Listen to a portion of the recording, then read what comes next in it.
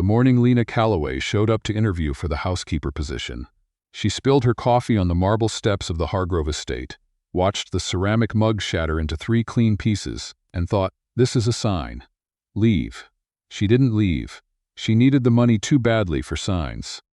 Lena was 26 years old, held a business administration diploma she couldn't afford to use, and had been sending out applications for 8 months while working double shifts at a diner in Oakville.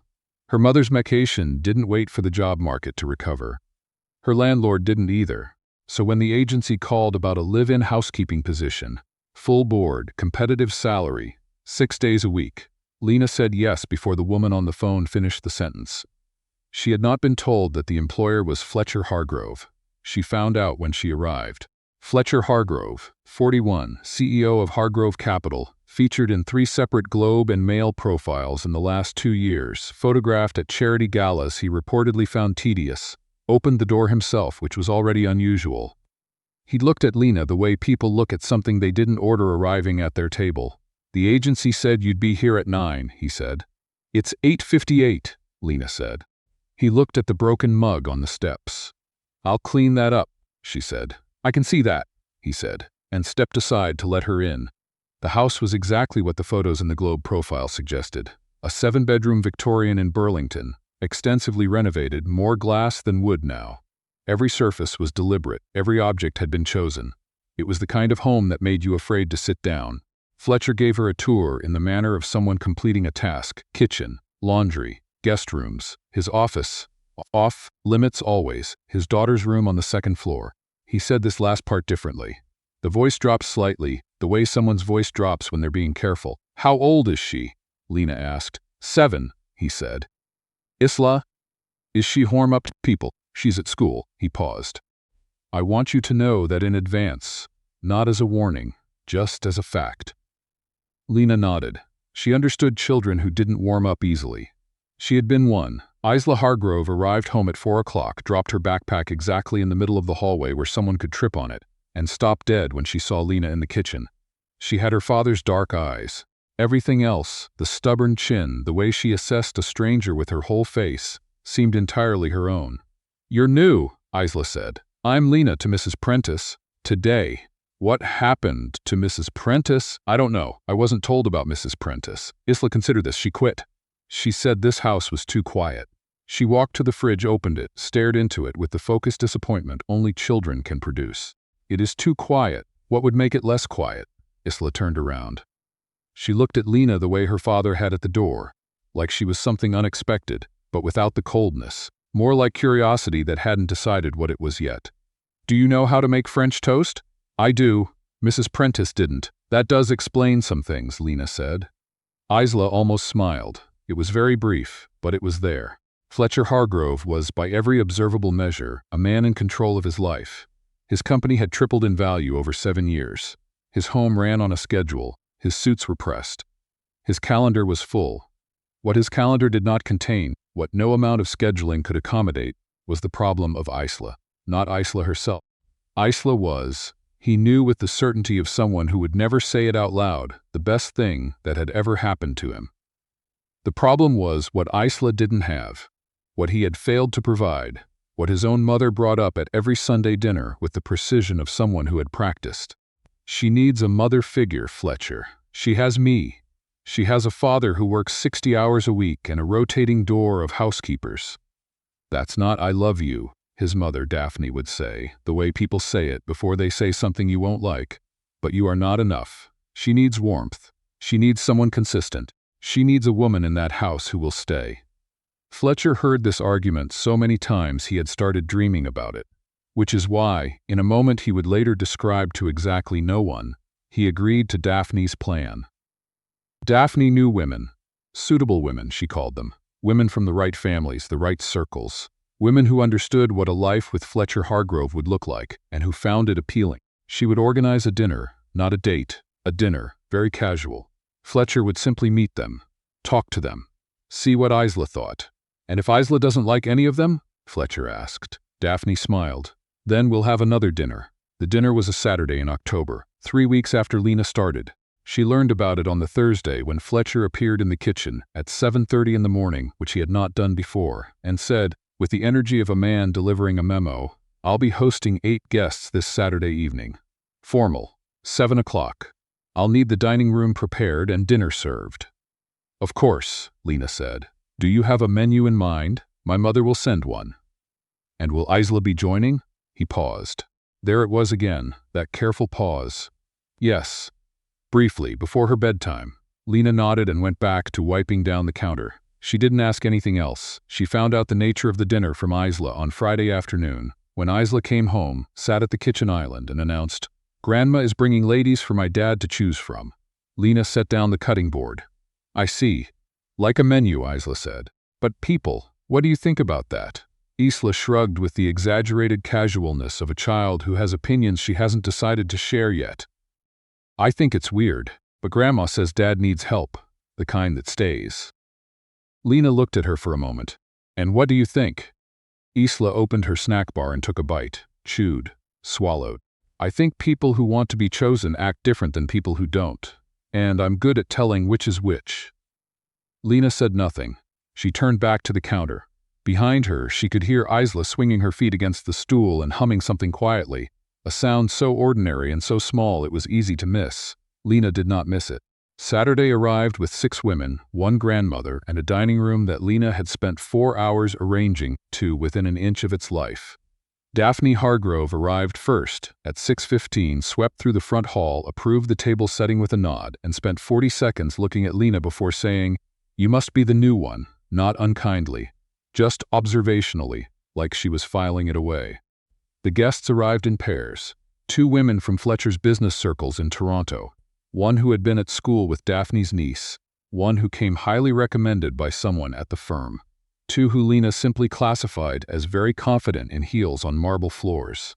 Lena moved through the evening the way she had trained herself to move through difficult rooms, quietly, efficiently, just outside the frame of notice. She served the wine. She brought the first course. She disappeared between courses the way you're supposed to. From the kitchen, she could hear fragments. Laughter, mostly calculated. The particular laugh people produce when they're performing ease. She heard Fletcher's voice, measured and polite, asking questions that could have been job interview questions. She heard one of the women, the one in the red dress whose name she'd overheard as Claudette, say something about interior design, and another, Margot, talk about a ski chalet in Tremblant. All fine. All perfectly reasonable. Then Isla came downstairs. She had been allowed 1 hour. Daphne's compromise. She appeared in the dining room doorway in her pajamas, deliberate, Lena suspected, and stood there until the conversation turned toward her. "There she is," Daphne said warmly. "Come meet everyone, darling." Isla walked in slowly. She went around the table and shook hands with the gravity of a 40-year-old attending a board meeting. She thanked each woman for coming. She made eye contact. She was, objectively, remarkable. Then Claudette bent down slightly and said, "You are so adorable. I just love children. What's your favorite subject in school?" "Science," Isla said. "Oh, how sweet," Claudette said in the tone people use when they don't actually care about the answer. "I was always more of an arts girl, myself." Isla looked at her for exactly 3 seconds. Then she said, politely, "That's okay," and moved on. Margot's tried next. "Your home is absolutely stunning. You must love living here." "It's okay," Isla said. "The guest bathroom on the 2nd floor has a leak, though, behind the wall. Nobody's fixed it yet." Margot blinked. Fletcher made a note in his mind to deal with the guest bathroom. By the time Isla had completed her loop of the table, the room had that particular charge of a situation where something hasn't gone as planned, but everyone is pretending it has. Daphne looked at her granddaughter with the expression of someone recalibrating. "Well," Daphne said, "shall I walk you back up, sweetheart?" "I want Lena to," Isla said. A pause. The kind of pause that has weight. "Lena is working," Fletcher said carefully. "I know," Isla said, "but I want her." Lena walked Isla upstairs. She tucked her in, turned on the small lamp on the nightstand, and was about to leave when Isla said, "They all smell like the same perfume." Lena stopped. "Not literally," Isla said. "I mean they feel the same. Like they practiced." "Some people are nervous," Lena said. "They try harder when they're nervous. You don't do that." "No, why not?" Lena thought about it. "Because I'm not trying to impress anyone. I'm just trying to do my job." Isla looked at the ceiling. "I think that's better," she said. "When you're not trying to impress someone, you can just be real." Lena turned off the overhead light. "Good night, Isla." "Good night, Lena." She was almost at the door when Isla said, quietly, "I'm going to tell my dad you're the best one." Lena paused with her hand on the door frame. "I'm the housekeeper," she said gently. "I know," said Isla. The guests left at 11. Fletcher walked the last of them out. Claudette, who had found one more thing to say and then another, and then stood in the front hall alone for a moment before going to the kitchen. He had not expected to find Lena still there. It was past 11. She had no reason to be up. She was finishing the last of the dishes, moving with that particular quiet efficiency he had come to associate with her. She didn't hear him at first. He watched her for a moment longer than he intended. "You don't have to do those tonight," he said. She turned. "I know. I wanted to finish." He stood there. He was not by nature someone who stood in his own kitchen at 11 o'clock looking for conversation, but he found, to his mild confusion, that he didn't want to go upstairs yet. "She asked for you," he said. "Isla." "She did. She's never done that. With the others." He pulled out a stool at the island and sat, which surprised them both slightly. "Mrs. Prentice was here for 4 months and Isla barely learned her name. Isla's particular about people," Lena said. "That's not a flaw." "No," he said. "It isn't."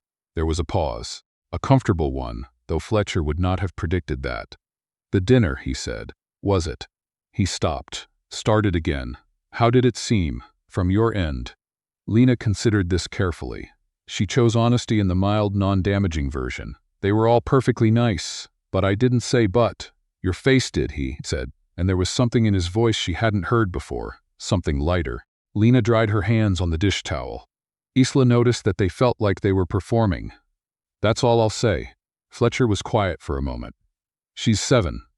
She's very perceptive for 7. He looked at the counter. "She is," he said simply, and something in his shoulders shifted. That guarded thing loosened just slightly. "She's been perceptive since she was 3. She told me when my last assistant was lying. She was right. About the assistant? About everything, usually." November came. The dinner faded, though Daphne did not. She appeared for Sunday dinner every week, brought small gifts for Isla, asked Fletcher pointed questions, and looked at Lena occasionally with an expression Lena could not quite read.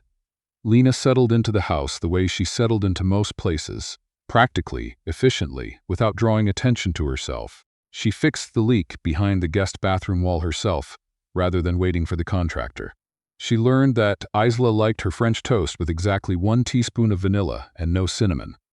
She learned that Fletcher took his coffee black, that he came down earlier than he admitted to, that he sometimes stood at the kitchen window for several minutes before he spoke.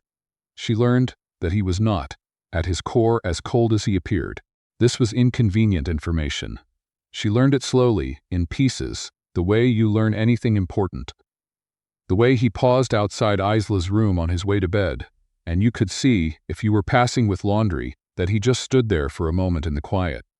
The way he doubled the grocery order the week Lena mentioned offhand, that she hadn't had a chance to eat much on her shift. He didn't say anything about it, he just did it. He was, she realized, a man who showed things rather than said them. This was not the kind of discovery you could unmake. She did not do anything with it. She was the housekeeper. He was Fletcher Hargrove.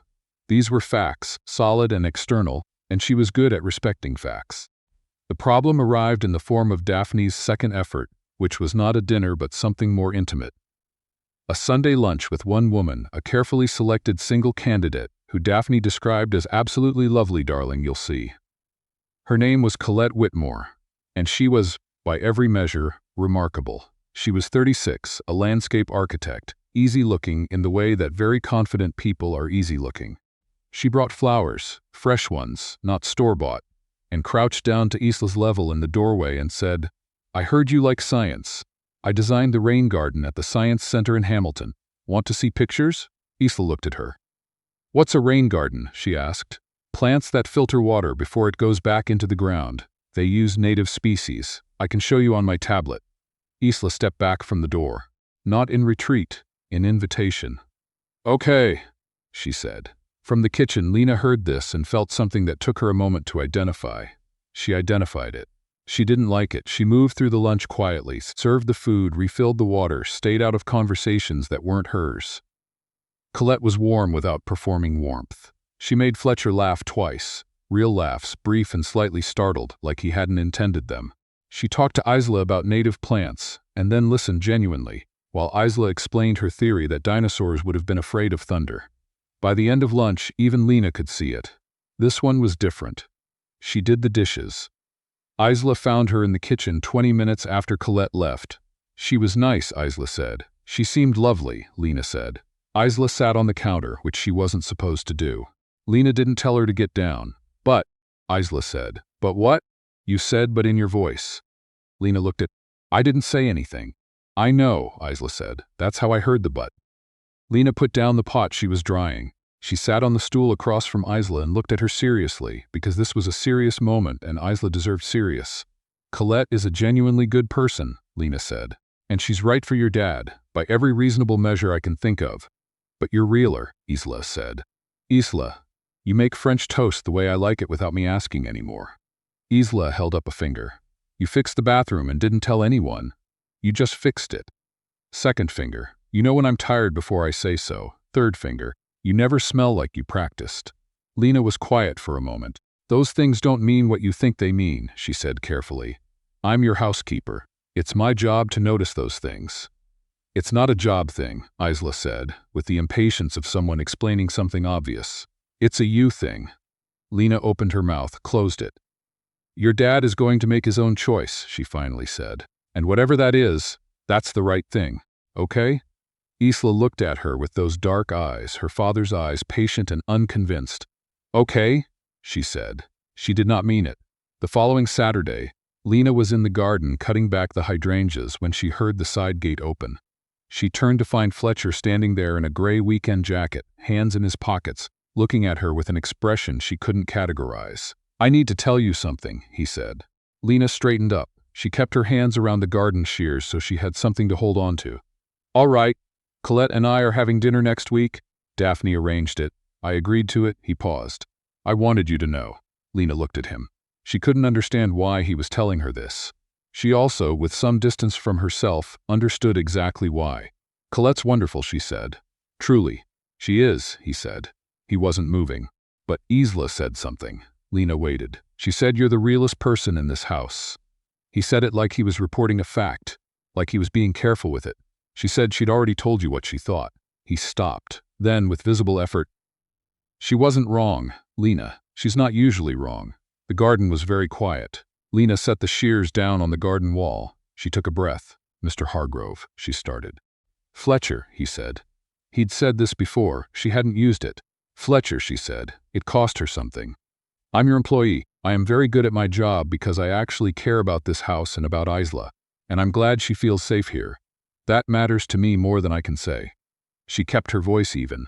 But whatever your daughter thinks she sees, I work for you. That's the shape of this. And you shouldn't?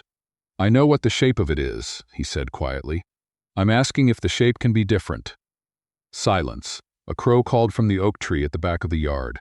The hydrangeas moved slightly in the October wind. You don't know me, Lena said. Not really. I know you fixed the guest bathroom without telling anyone, he said. I know you order Isla's vanilla and forget to order anything you like. I know you had a phone call with your mother every Thursday at 7, that you take outside so no one hears. And I know from your face when you come back and that it's hard, and you never say anything about it. His voice was steady, deliberate, careful the way he always was when something mattered. I know you graduated top of your business program at McMaster and you're working in my house because your mother needed you to be here, not in some office in Toronto. He paused. I did look into your background, for security. I want to be honest about that. Lena didn't say anything. I know, he said, that you have been very determined not to be seen, and I think that's something you learned. I don't think it's who you are. The crow called again. Lena looked down at the hydrangeas for a moment. Then she looked up at him. I have a lot of debt, she said. My mother has early-stage Parkinson's. I'm 26 years old and I'm behind on everything I planned. I'm not a fairy tale. I'm not looking for one, he said. I've been offered several, apparently. They all smell like they practiced. Despite herself, despite every sensible thing she had said in the last 3 minutes, Lena almost laughed. Almost. You should still have dinner with Colette, she said. He met her eyes. But I wanted to say this first. He left. She stood in the garden for a long moment, holding nothing. He had the dinner with Colette. Lena knew this because she arranged the calendar, because it was her job, because the shape of things was still what it was. She confirmed the restaurant reservation. She made sure Isla had dinner and a bath and was in bed by 8:30. Isla was not chatty that evening. She ate her pasta with unusual focus. "You okay?" Lena asked. "I'm fine," Isla said. "You're eating like you're mad at the pasta." Isla put down her fork. "Are you going to leave?" Lena sat down across from her at the kitchen table. "Why would I leave? Because things change. Mrs. Prentice left because things got too quiet. What if things get too loud now?" "Isla." Lena leaned forward, elbows on the table. "I'm not Mrs. Prentice." "I know," Isla said. "You're realer." "I'm also not going anywhere," Lena said. "My contract is for a year. And," she paused, chose words carefully, "I like it. Here. Genuinely. That counts for something." Isla looked at her for a moment. Then she picked up her fork. "He came home early from his last 2 Sunday dinners," she said, conversationally, eyes on her pasta. "Just so you know. That's between your dad and whoever he had dinner with." "I know," Isla said. "Just so you know." Fletcher came home at 9:45. Lena was cleaning up the kitchen. She heard the front door. She heard him stop in the hallway. She kept wiping the counter. He appeared in the kitchen doorway. He looked like a man who had made a decision somewhere between the restaurant and home. "She's asleep?" he asked. "Since 8:45, Lena said. "She waited up until 8:30 on purpose, but I didn't tell her that." He nodded. He came into the kitchen and stood at the island. "Colette is wonderful," he said. "She is," Lena agreed. "We talked about the rain garden at the science center. Isla would love that. She told me she thought you and I were." He stopped. Rubbed the back of his neck. Something she'd never seen him do. "She said Isla had mentioned you." Lena set the cloth down. "I apologize for whatever Isla said. She said it fondly," Fletcher said. "Colette was gracious about it," she said. He paused. "She said she could tell the difference between a house where someone was in it to stay and a house where that decision was still being made." He looked at Lena. She said she didn't want to step into the second kind. The kitchen was very quiet. "She sounds like a remarkable person," Lena said. "She is," Fletcher said. "Very." A long pause. "Fletcher," Lena said. "Lena," he said. And there was, in the pause that followed, 7 years of his careful isolation and 8 months of her quiet persistence, and all 700 square feet of that kitchen. And one 7-year-old girl asleep upstairs with her father's eyes and her own stubborn chin, and neither of them said anything for a moment because they were, both of them, very careful people learning how to be less so. "I still have debt," she said. "You mentioned that," he said. "And my mother—" "I know, and I am 26. I am aware of that as well, and you are impossibly." "I know what I am," he said quietly. "I also know what I've been, and that those aren't the same thing." He looked at her steadily, the way he looked at things he was serious about. "I'm not asking you to decide anything tonight. I'm not asking you to decide anything this month. I'm just asking you to stop pretending that the shape of this is the only shape it can be." Lena looked at the counter for a moment. Then she looked up at him. "I didn't pretend," she said. "I was being practical." "I know," he said. "You can practical tomorrow. Tonight." She was quiet for a long time. "I liked it here before this was complicated," she finally said. "It doesn't have to be complicated. It's already complicated." "Yes," he said. And there was something almost like warmth in it, something quiet and entirely real. But not badly. She did not quit. She had considered it, in the abstract, the way you consider options when you are trying to be responsible. She knew the reasonable version of this story. She stays professional. He eventually makes a sensible choice. The house continues on its schedule. Isla grows up with a mother who was selected through reasonable means. She knew that version. She chose a different one. Not immediately. She was not, as she had mentioned, someone who moved on impulse. She moved slowly and carefully, and she told him in December that she was willing to see what this was, on the condition that it not change how she did her job, because she was genuinely good at it, and she did not want to give that up. He agreed. He agreed, she noticed, without needing to think about it. Daphne found out in January, when she arrived for Sunday dinner and found Lena at the table. Not serving it. At it.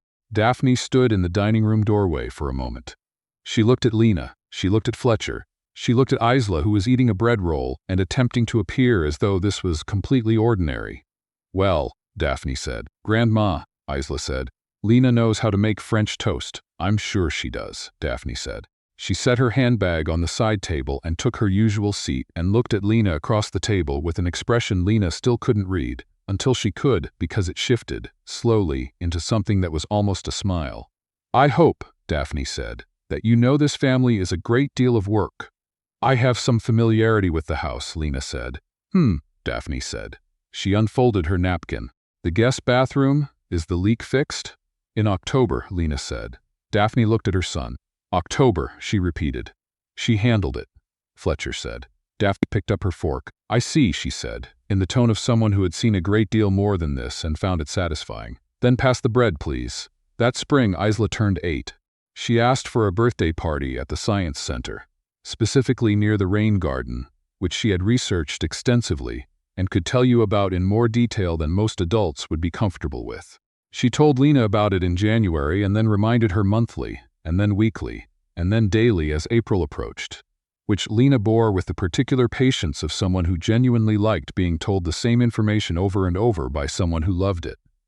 The morning of the party, Isla came downstairs at 6:30 to find Lena in the kitchen.